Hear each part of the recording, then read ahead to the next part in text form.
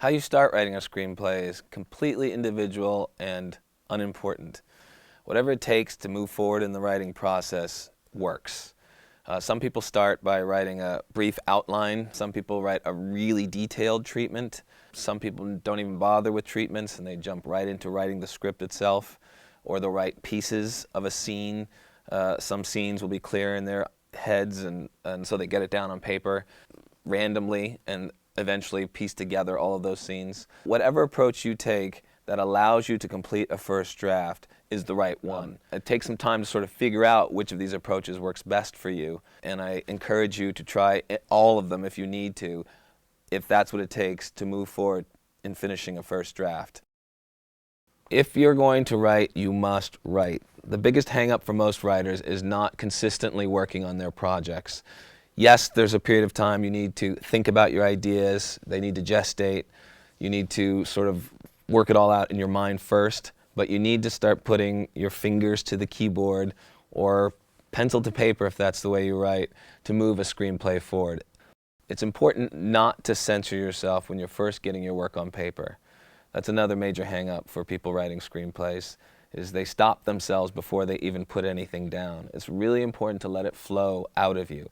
A free flow of your ideas, your thoughts, your sketches, your pieces of dialogue. Just let it flow out of you. Never judge your first draft. Accept it for what it is, which is a more pure expression of the story idea. Think of it in terms of a piece of sculpture, and you've got the clay and you've sort of created the general shape of the thing that you're creating. And then you start digging in and giving it texture and adding lines and shape and form and all the things that it'll be when it's finished.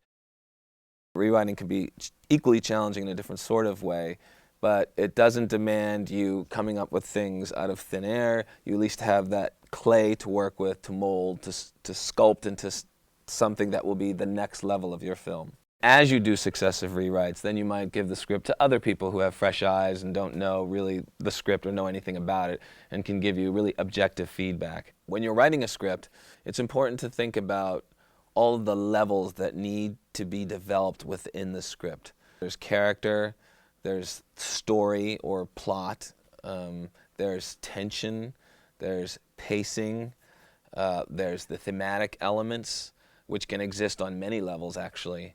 And then there's maybe some level of messaging that you want to put in that may be obvious, maybe less obvious, but some point of view that you want to inject into the script. And all of these things need to exist without hampering the experience of the viewer, so they aren't stopped by some big message you want to put out there or something that overwhelms the entire film. Everything should be able to integrate into the story without it losing its pace and its energy. You have to write a film that's in sync with your resources and ability to make the film. You make it easy for yourself if you are thinking about the concept as well and how that's going to be realized. For example, a film like Napoleon Dynamite was done regionally. It was done very inexpensively, or relatively inexpensively. Didn't demand a lot of special effects, didn't demand physical effects. It was a very simple, sort of character-driven story with not a ton of locations, as opposed to a film like Saving Private Ryan, which is a big war film with tons of effects and tons of actors and lots of locations and lots of physical effects. That's not a film that could be realized on a budget that an individual filmmaker can pull out of the air.